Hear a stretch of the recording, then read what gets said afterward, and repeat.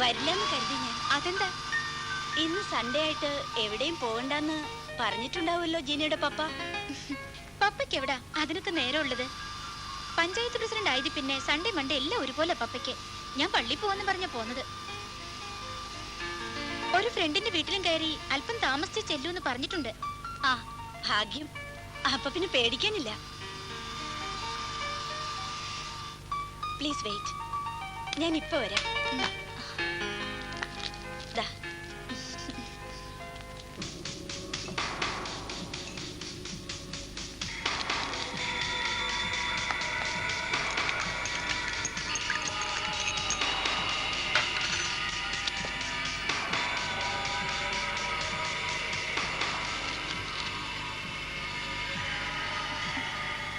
കഴിക്കേ.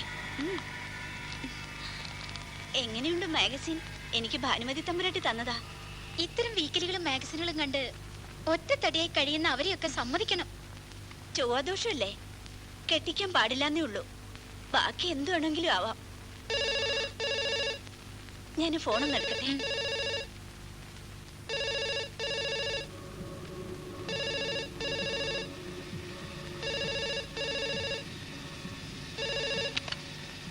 ഹലോ,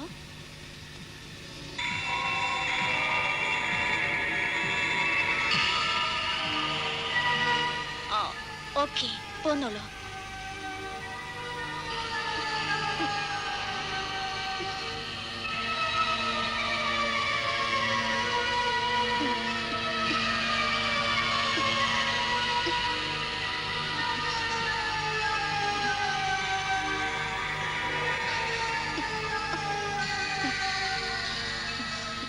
എന്റെ തലയ്ക്കൊരു ഭാരം പോലെ. അതിങ്ങനെ ഇരുന്നിട്ടാ. ഇപ്പൊ തന്നെ ഹെയർ കട്ടർ ജിഷ വരും. അവളെ കൊണ്ട് ഒന്ന് മസാജ് ചെയ്യിപ്പിക്കാം, അപ്പൊ മാറിക്കിട്ടും. ആ ജിഷ, നിന്റെ കാര്യം ഇപ്പൊ പറഞ്ഞതേ ഉള്ളൂ. എന്താ പറഞ്ഞേ? ജീനയുടെ മുടി ഒന്ന് ലെവൽ ചെയ്ത് കൊടുക്കണം. ഒരു ഹെയർ മസാജ്. ജീന എഴുന്നേറ്റുള്ളൂ. സോറി. No problem.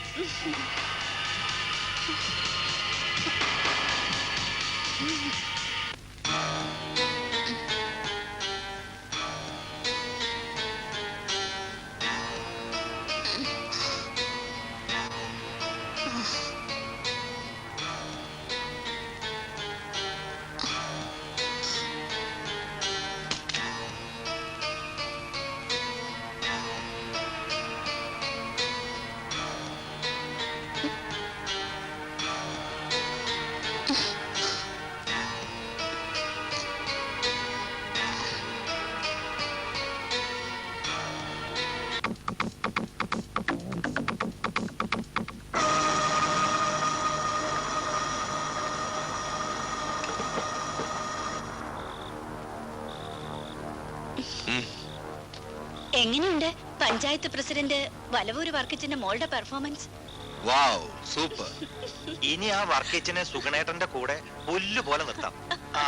ഇത് മുഴുവൻ കാണിച്ചു കൊടുക്കണ്ട. അതിനു മുമ്പ് എന്ത് സമ്മതിക്കും വർക്കിച്ചൻ? അവന്റെയൊക്കെ സമ്മതം ആർക്ക് വേണം? ഒന്ന് വേറിട്ടി നിർത്തണം, അത്ര തന്നെ.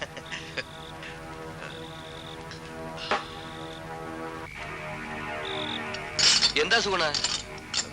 ഒരു പണയം. എന്റെ ഈ കാശൊന്നുമില്ല. അങ്ങനെ പറയരുത് ബെന്നിച്ചേട്ടാ, വളരെ അത്യാവശ്യം. ആ, ഉരുപ്പടി കാണട്ടെ.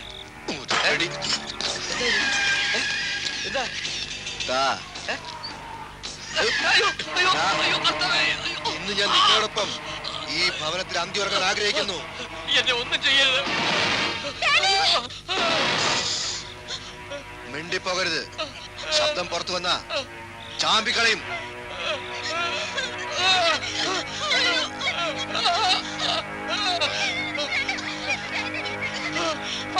ഞങ്ങളുടെ അണ്ണൻ ഇവിടെ വന്നതേ നിങ്ങളുടെ ഭാഗ്യ. ഇനി മുതൽ ഈ ഭവനത്തിന് സർവ്വ ഐശ്വര്യങ്ങളുണ്ടാവും.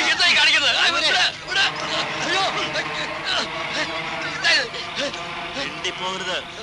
ബെന്നിച്ചേട്ടൻ ഇവിടെയുള്ള മുഴുവൻ തുകയും എടുത്തു വെക്കും.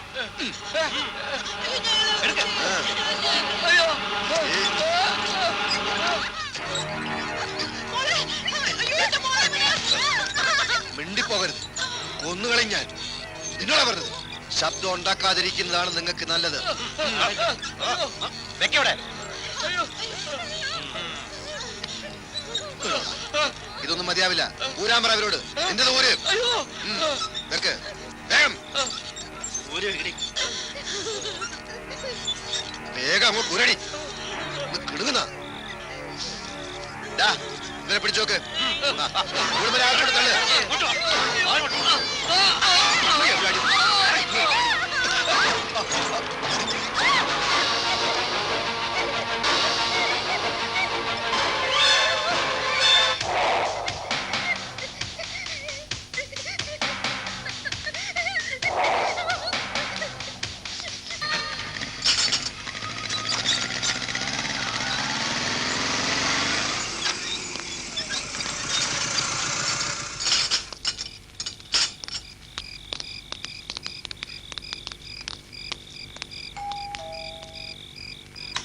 റോസ്ലി,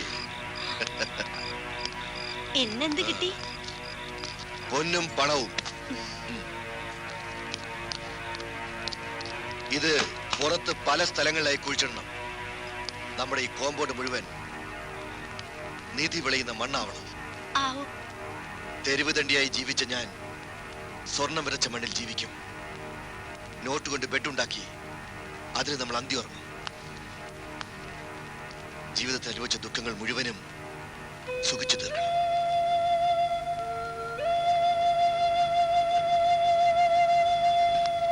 അയ്യോ, എന്റെ രണ്ടാനമ്മ വിറ്റത എന്നെ. അപ്പന്റെ പ്രായമുള്ള ലോറി ഡ്രൈവർ പൈലിക്ക് ഒത്തിരി പീഡനങ്ങൾ സഹിച്ചതാ ഞാൻ. കൂപ്പില് ലോറി മറിഞ്ഞയാളി ചത്തപ്പോ സങ്കടമല്ലായിരുന്നു, മറിച്ച് സന്തോഷമായിരുന്നു എനിക്ക്. ഇപ്പൊ എന്തിനാ ഇതൊക്കെ പറയുന്നത്?